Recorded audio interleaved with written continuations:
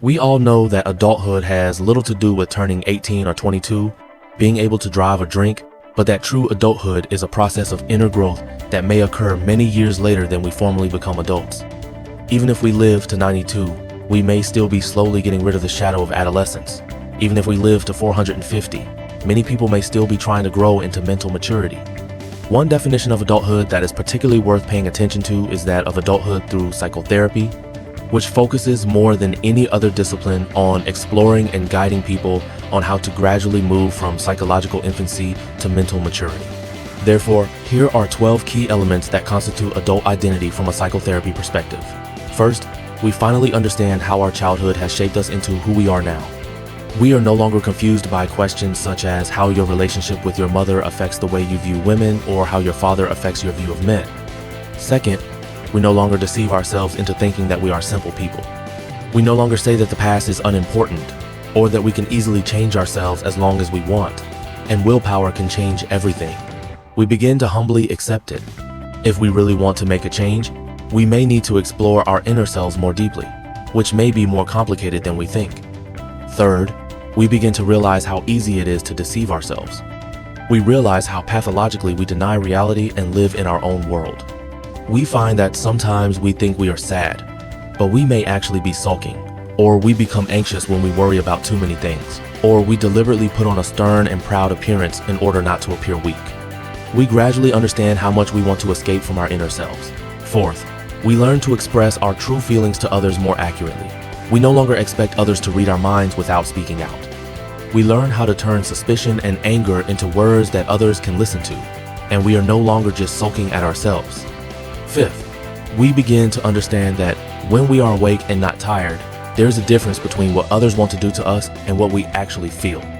We also begin to realize that not every time we are hurt, it is because others deliberately want to hurt us.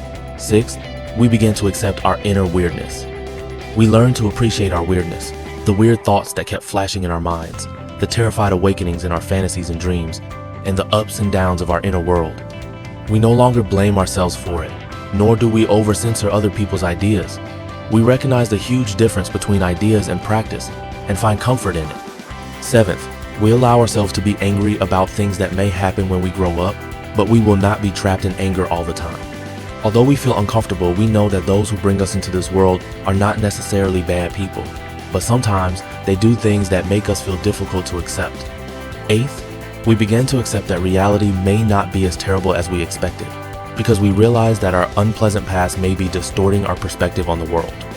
We begin to accept that although we may always feel that bad things happen in our hearts, in reality, bad things are not as common as we think. Ninth, we begin to accept that emotions are largely affected by the state of the body. We began to pay more attention to our sleep and became very serious about going to bed early. We also learned never to discuss anything important with anyone after 9 o'clock in the evening. 10th, we learned not to say what we thought immediately.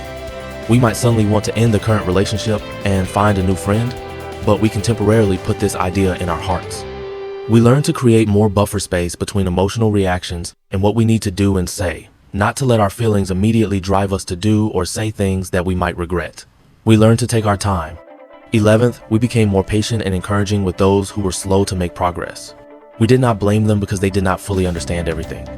We believed that there might be something more positive and gentle hidden behind their bad mood or anger. We remembered how others had tolerated us before, and we tolerated them in return.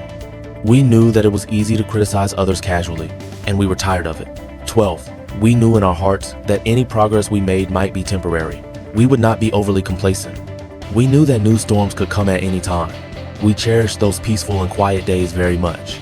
We no longer pursued excitement, but felt that it would be nice to have a dull but fun-filled rest of our lives.